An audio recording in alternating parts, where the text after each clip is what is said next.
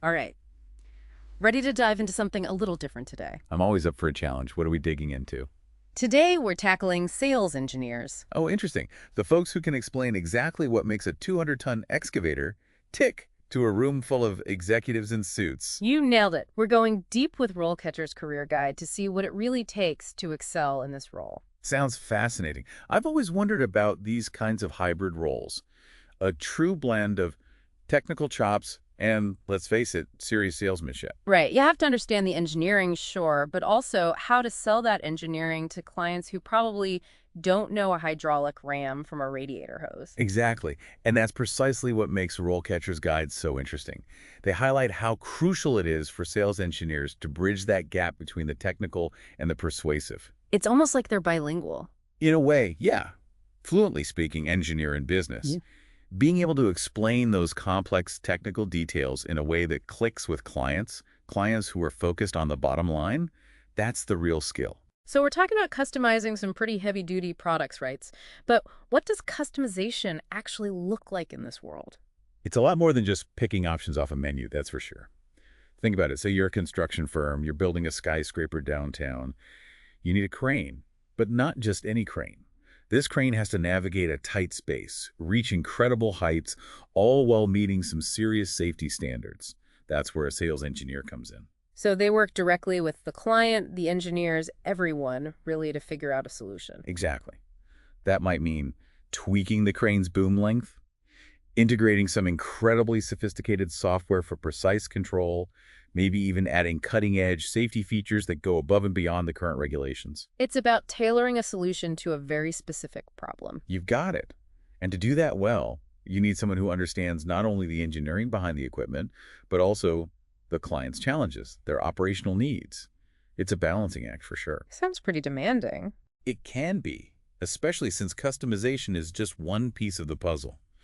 RoleCatcher also gets into the nitty-gritty of repairs and maintenance, and that's a whole other side of being a sales engineer. That's where those steel-toed boots come in handy, I bet. You know it. We're talking about diagnosing problems, often on-site, under pressure. It could be anything from troubleshooting a piece of complex machinery to getting your hands dirty with actual repairs. So forget the boardroom. Sometimes you need to be able to handle a wrench. Exactly. And this is where those client relationships we talked about become absolutely crucial. A sales engineer who can not only sell the product, but also swoop in and quickly resolve a critical downtime issue. That builds trust like nothing else. I can see that. It sounds like the work environment can be incredibly varied, too. Manufacturing plants, remote mining sites. Oh yeah, RoleCatcher really paints a dynamic picture of what the day-to-day can look like. One day you're on a construction site, the next you might be in a high-tech repair depot. Talk about a change of scenery. This isn't your typical 9-to-5 office job. And with all that on-site work, I imagine travel is a big part of the job description. It definitely comes with the territory, especially as you progress in your career. Some sales engineers thrive on that variety, the chance to travel domestically or even internationally, while others might find it a bit disruptive to their work-life balance.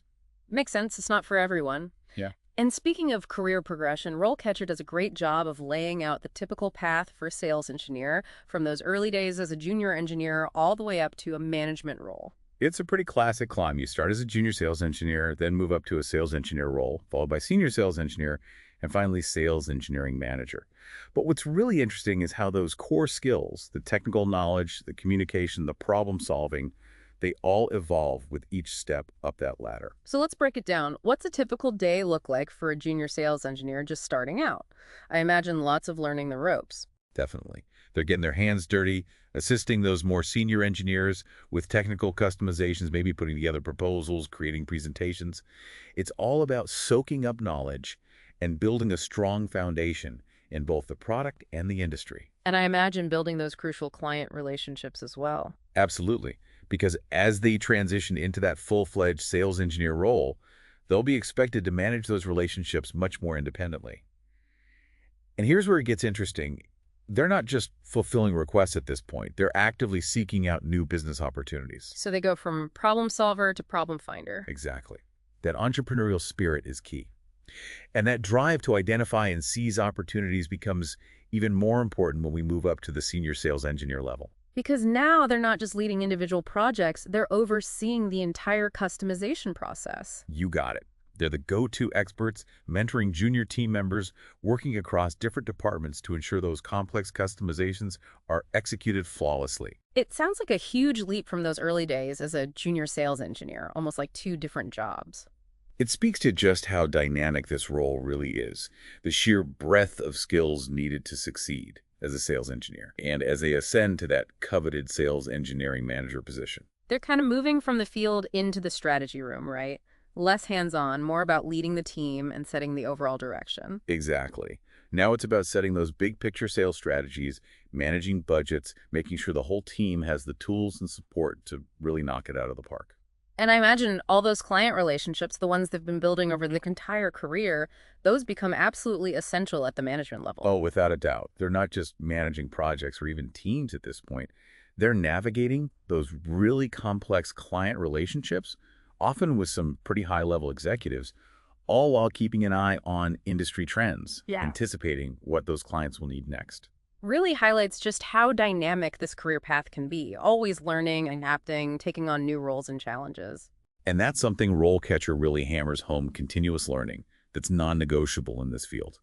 Especially with technology evolving at such a breakneck speed, sales engineers need to be adaptable to stay ahead of the curve. Makes sense. We're talking about AI, the Internet of Things, all these advancements that are changing the game for heavy-duty equipment. Think about it, a sales engineer trying to explain the value of a fleet of autonomous mining trucks to a mining company.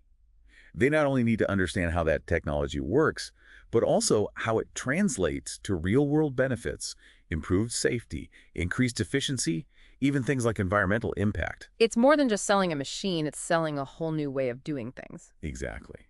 And that focus on sustainability, that's only going to become more important. Clients are looking for equipment that's not just powerful and efficient, but also environmentally responsible. So sales engineers need to be well-versed in things like fuel efficiency, alternative energy sources, everything that contributes to a smaller environmental footprint. They need to be able to connect those dots for the client, show them how investing in cutting-edge technology aligns with their sustainability goals. It's about selling the future, not just a product. I like that, selling the future. But with all this talk of AI and automation, there's still something to be said for those core communication and people skills, wouldn't you say? Absolutely. No matter how high-tech things get, people still want to work with people they trust, people who get their needs and can guide them towards the right solution. It's interesting. The more central technology becomes to a role like this, the more important those human elements of communication and connection become. 100%. RoleCatcher actually dedicates a whole section to active listening, emotional intelligence, all those skills that allow sales engineers to really build rapport and trust with their clients. It's a good reminder that in a world that can feel increasingly automated, those human skills, they're more valuable than ever. Couldn't agree more. Well, that about wraps it up for today's deep dive into the world of sales engineers. We covered a lot of ground, from those entry-level roles all the way up to management.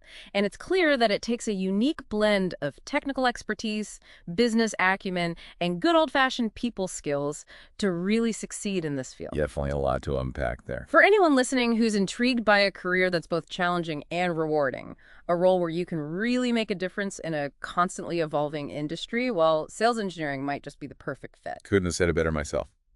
That's it for today, everyone. Until next time, keep those minds curious, and we'll catch you on the next deep dive.